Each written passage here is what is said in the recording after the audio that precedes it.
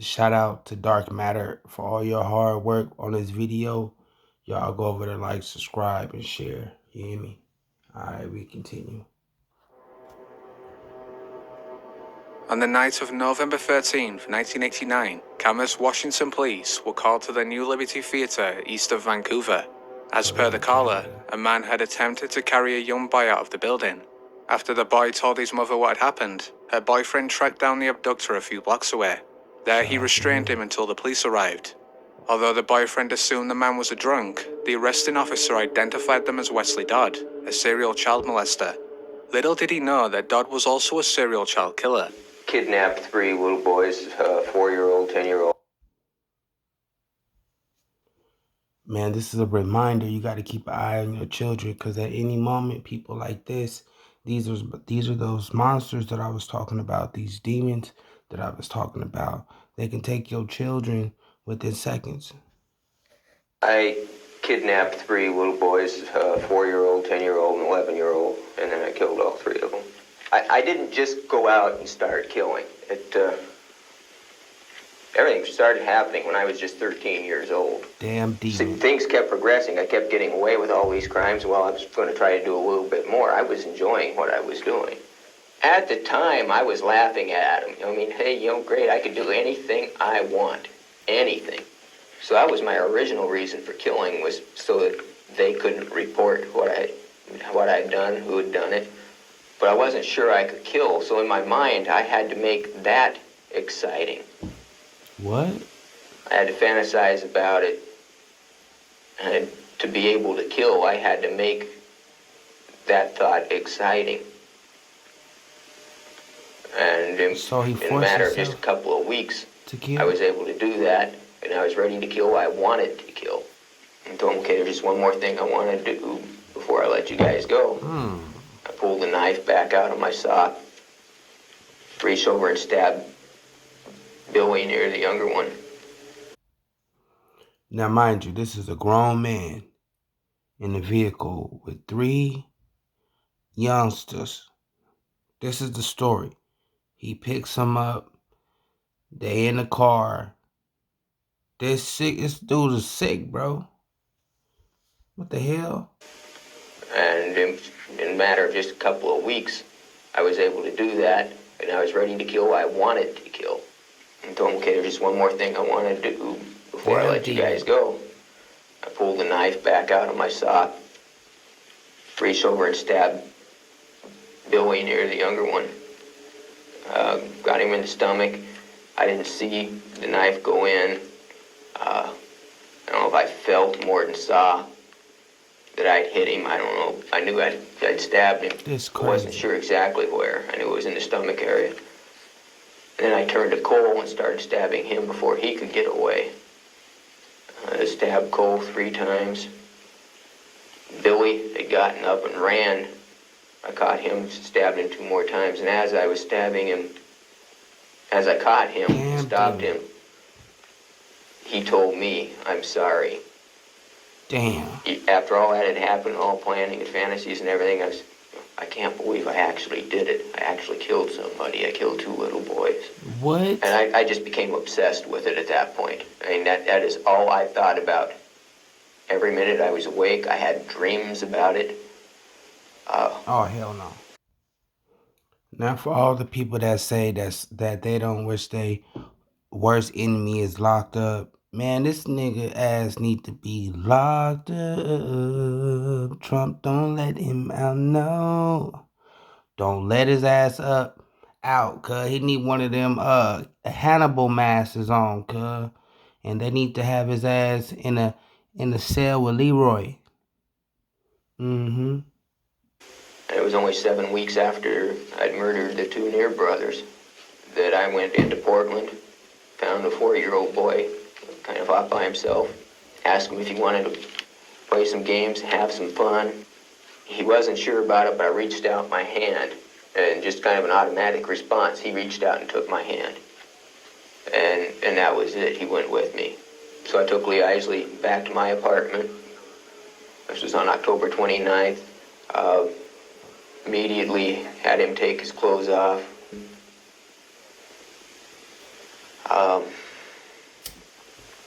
while I was molesting him, I kind of whispered in his ear, "I'm going to kill you in the morning."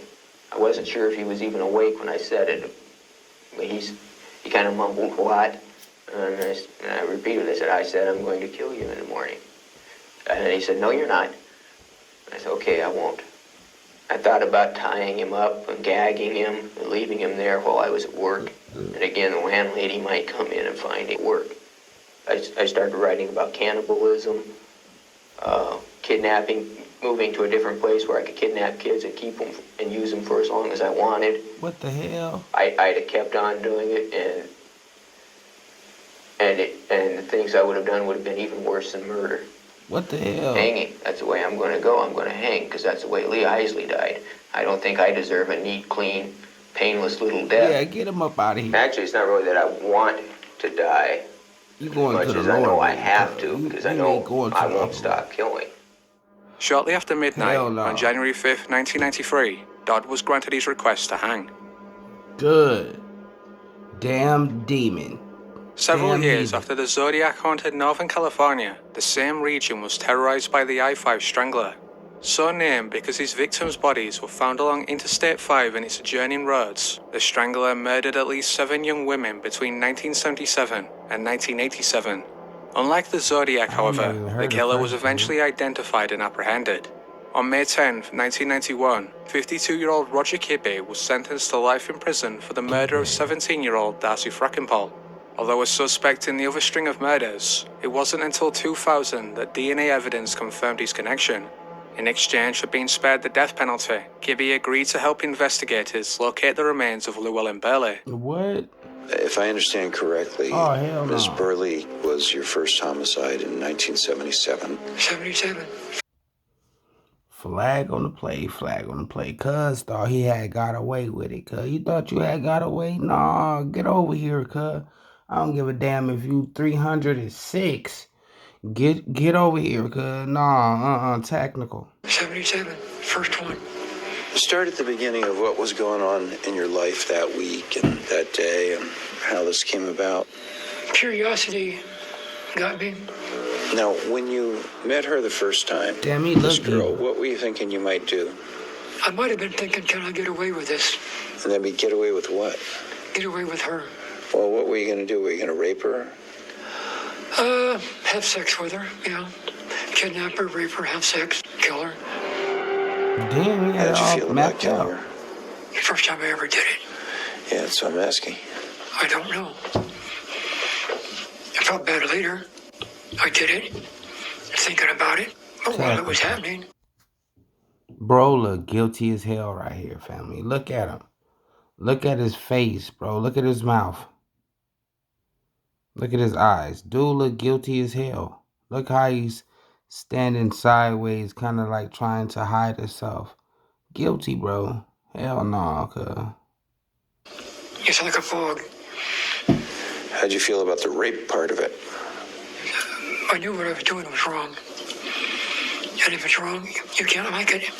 A lot of people like doing things they know are wrong. Yeah. I'm one of them. If you had to rate that as a sexual experience from 1 to 10, where 10's the best, how's it go? Probably an 8. Anything below that, below 8, almost has to be on her part. I got a headache, I don't want to do it. So would having sex with this kidnapping victim be the equivalent of pushing your wife into having sex with you even though she has a headache and says she doesn't want to? Right. That's What? about the quality of the sex for you? Not very good for her. Probably good for me. What the hell? When they asked you why you killed Llewellyn Burley, your first murder victim, you said it was just to see if it could be done. Yeah. Yeah, what's To that see if he mean? could do it. You make a plan, see if you can carry it out, see if it can be done. That's all. It's like stacking bricks. Do you Damn see it as a heathen. challenge? So you're given the answer like, why do you climb Mount Everest? Because it's there. In an ironic twist of fate, the I-5 Strangler was later strangled to death by his cellmate. Damn. On March 8, 1987, Dr. how Lee crime Lehman is? began what he believed to be a standard autopsy on 44-year-old John Powell. For the past year, Powell had been in a coma at Cincinnati's Drake Memorial Hospital. Just as Lehman was about to write up his cause of death, he detected the almond odor of cyanide. Suspecting foul play, the Cincinnati Homicide Squad launched an investigation into Donald Harvey, the orderly who'd found Powell dead. Although their initial conclusion was that Harvey was solely responsible for Powell's murder, he was eventually convicted for the deaths of 36 victims over 17 years. Flagontheplay. Mind you, this dude right here is a nurse. A nurse with 37 confirmed people, bro. That's diabolical. An investigation into Donald Harvey, the orderly who'd found Powell dead. Although their initial conclusion was that Harvey was solely responsible for Powell's murder, he was eventually convicted for the deaths of 36 victims over 17 years. 36. What I was doing, I thought was right. What? And the patients that I took care of, I like to think, I made their passing easy. They didn't have a choice, and sometimes there was no family there to make that choice for them. And I made it for them. What? I was being the judge and the jury, and executioner. There was 15 deaths when I was 18.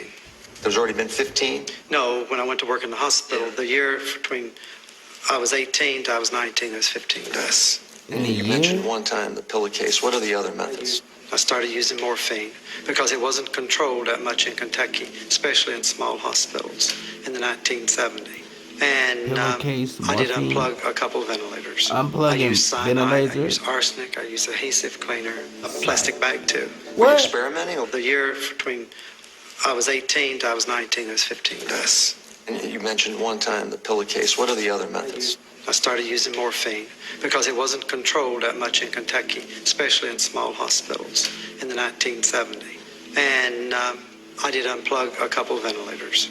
I used cyanide, I used arsenic, I used adhesive cleaner, a plastic bag too. Were you experimenting, or was it just What? whatever was I available? wanted the quickest method Cleaner. of death. Well, did you consider them victims, by the way? The patients? No, I don't consider them. They were my patients. I never looked at it as murder till I was actually arrested. I always looked at it as mercy. What? But they weren't all. They weren't all mercy. No, they weren't all mercy. Now, the first death will occur at about 18 years of age with you. Can you tell me about that? How that happened? Just one guy, he'd had a stroke. He had an IV in, and he got the IV out, and the sister told me to go and clean up the bed and change the IV, take it out because it was empty. And when I went to pull back the sheet, he covered me in stool within his hand, and I smothered him to death How What? did you do that? with a pillow. I wasn't going to take any more. I mean, I'd had enough. And when he put the stool in my face was the breaking point. Gave You cuz said you believe a that? Glock That's what happened? dookie. It started me on the roller coaster, which I couldn't get off. And what about the business with the animals? I killed my bird. My mom told me I had to take it back because it wouldn't survive. It was just a little tiny thing. Where you gonna take it back to? I refused to give it up, so I killed it with a hoe. And I also took the neighbor man's 2 cows later With a on. hoe? I was about 16. No, it was right before I graduated from high school. I took them out into the woods and slit their throat. That was the only What? thing I ever did for his animals. Do you consider yourself a sociopath? Well, Or that's what most people consider me. What do you think? I'm just Donald Harvey. Yeah. I haven't changed a bit. A damn I heathen. have been rehabilitated. I'm ready to go back to the streets. Nah, you While ready to go Harvey to escaped the hell, death cuz. penalty, he couldn't escape execution. On March 30th, 2017, the killer was severely beaten by his cellmate. In intensive care, Harvey found himself in the same position as his victims. Damn heathen. Throughout his illustrious career, retired FBI Special told you Agent John heathens. Douglas met multiple killers in an effort to gain insight into their psychology. Heathens Out of everywhere. everyone he interviewed, he has stated that Philadelphia resident Gary Heidnik was among the worst. The former self-anointed bishop of the United Church of the Ministers of God, Heidnik preyed on mentally impaired or mentally ill black women. But no matter his methods, Aw. his victims either left him or were taken away from him. To prevent this any longer, Heidnik constructed a makeshift dungeon, digging a 4 Bruh. feet deep pit beneath his basement floor. The first victim of this torture chamber was 26-year-old prostitute Josefina Aw. Rivera. On November 25th, 1986, Rivera was in dire need of money when Heidnik paid her to come to his house. As she prepared to leave, however, he abruptly choked her into submission. Naked and handcuffed, Rivera was forced into the cramped pit. Her next memory was hearing the cries of Heidnik's latest captive, 24-year-old Sandra Lindsay. Over the following months, the pair were joined by 4 other young women. Enslaved in the basement, they were raped and beaten daily. If they ever resisted, the captors revealed that Heidnik would gouge their rears with a screwdriver. Bro is a damn racist. How you gonna be racist, bro, and be attracted? What the hell? This dude is sexually racist. This dude is racist. But that's how it is, though. That's how it be, though. Because if you think about it, back in the day, the slave master used to be, you know what I'm saying? Slave master used to be getting all the slaves pregnant, and every now and again, the slave master wife would end up back there in that back house, in that yarn. I mean, in that barn, getting that yarn.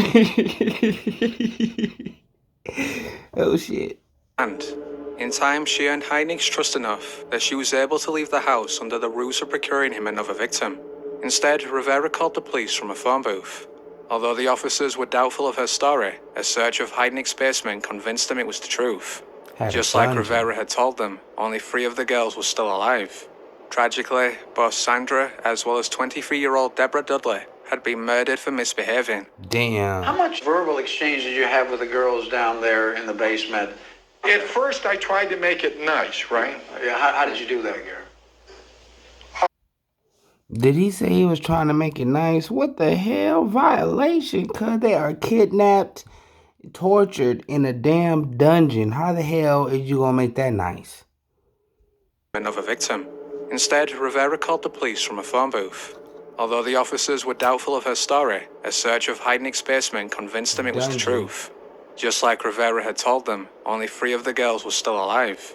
Tragically, both Sandra as well as 23-year-old Deborah Dudley had been murdered for misbehaving. How much verbal exchange did you have with the girls down there in the basement? At first, I tried to make it nice, right? Yeah, how did you do that, Gary? I was holding parties there for one day. I had a Christmas party and a New Year's party. 8, they go down in the hole in the morning. Board goes over the top of the hole with the sandbags and et cetera, et cetera, et cetera. And then they stay down there till roughly about 8 at night. Okay. Now, on this particular day... You got a radio down here, right? Oh, yeah. Playing real loud? Yes. Why is that? To drown out any noise? Right. In case because you're leaving the house sometimes. Yes. Yeah, so you don't...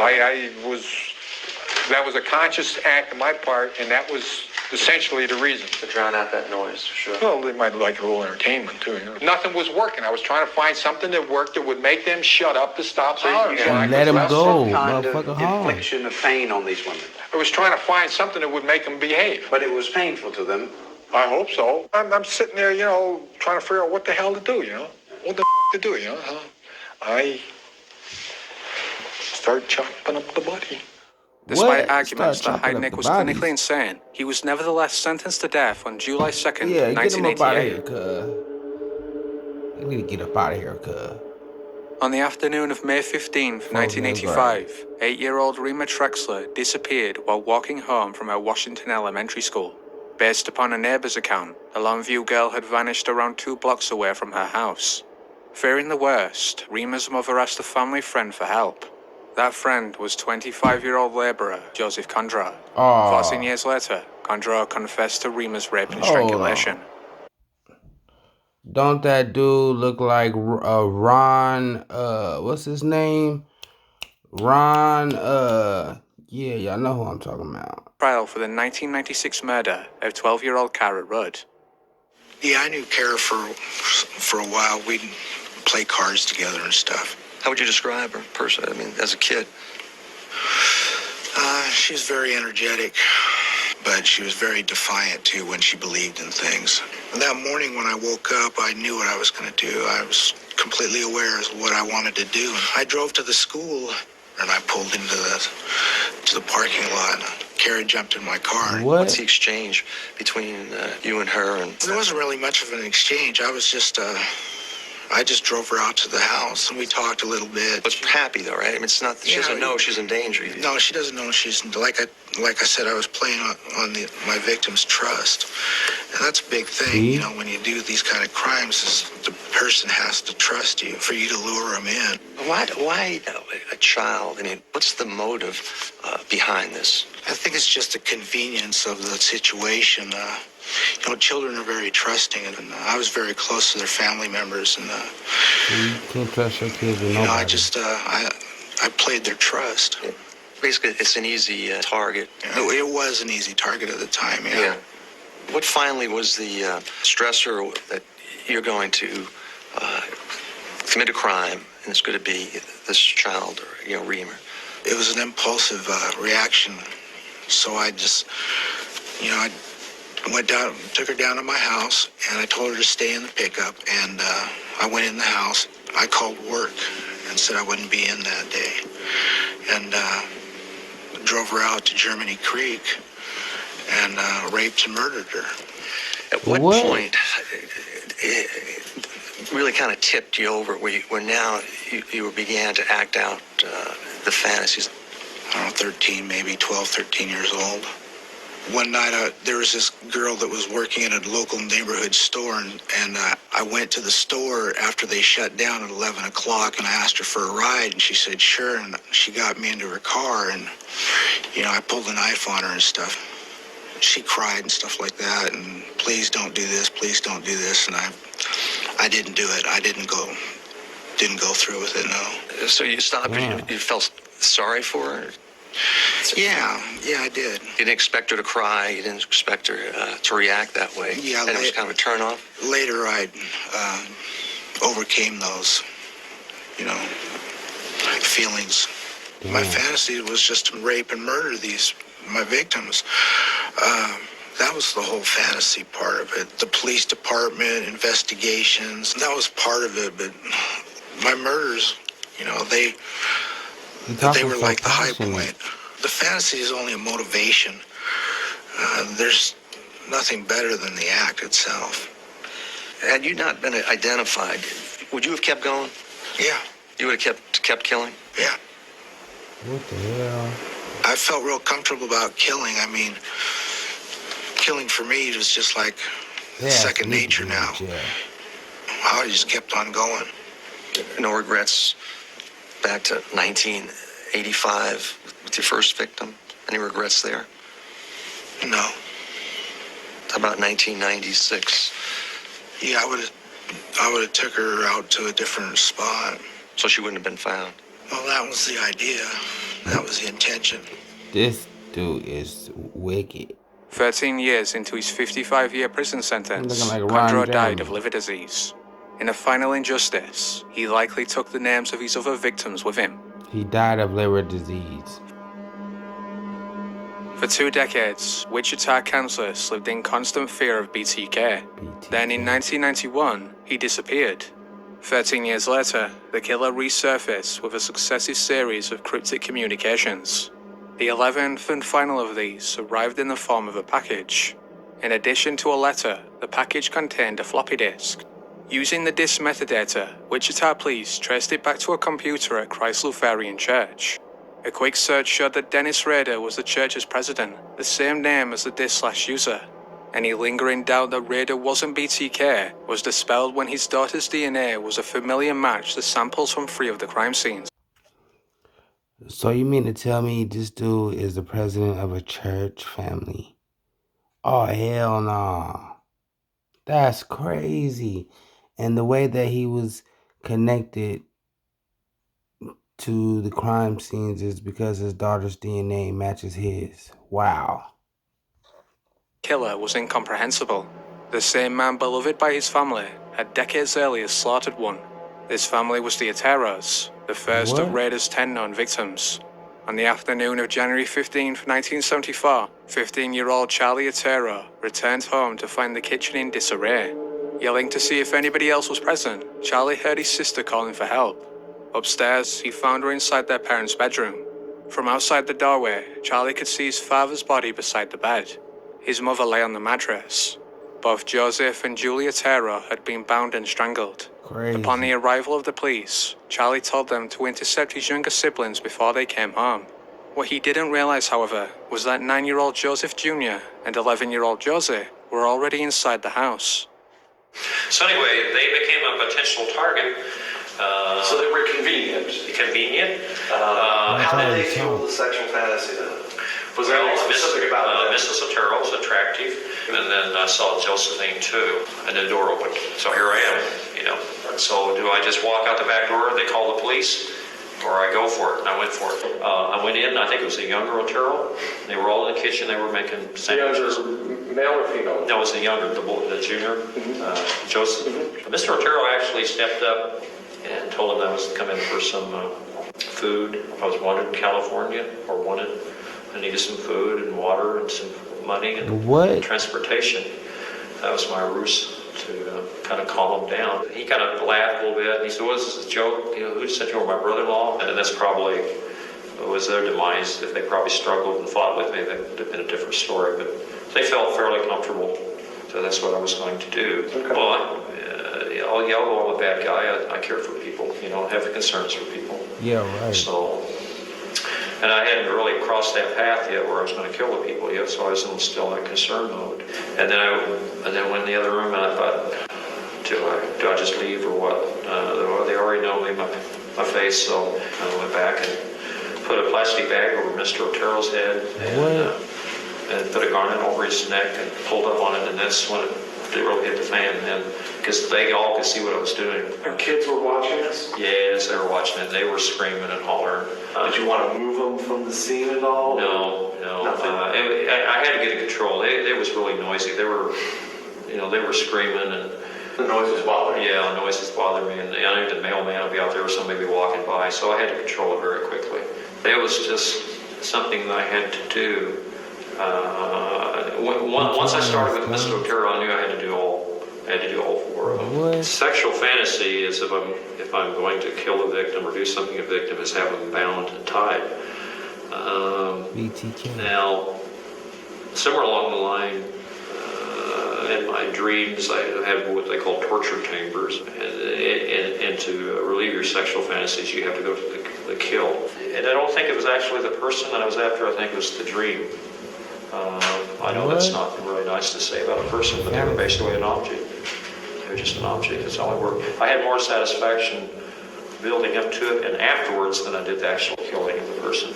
It almost sounds like that's something separate and apart, like a different person. Yeah, it's part of the compartment. I can switch back and forth, and once this character takes over, whatever it is, it drives me onward. You can't stop it. I can't stop it. It's just, it controls me. You know, it's like it's in the driver's seat. Damn heathen.